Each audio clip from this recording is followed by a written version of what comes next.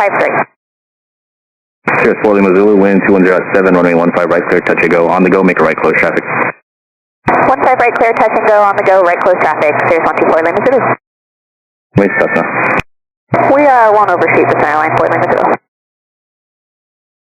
Cirrus 4 Lima Zulu, extend upwind and squawk 1200. Squawk 1200, extend the upwind, 4 Lima Zulu. Cirrus.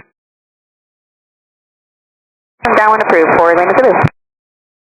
Cirrus 4 Lima Zulu, keep your power tight over the departure on a runway 25. Traffic departing will be a Cirrus. Keep it tight, 4 Lima Zulu. Traffic opposite base, parallel runways will be a Cessna. Alright, 15 right, cleared for the touch and go, 4 Lima Zulu. Cirrus 124 Lima Zulu, safe position.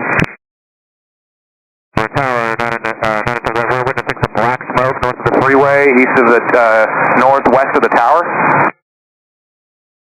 Cessna 9 cigarette, runway 15 left, clear to land. 15 left, cleared to land, 9 back. Looks like there's already emergency personnel on the freeway looking.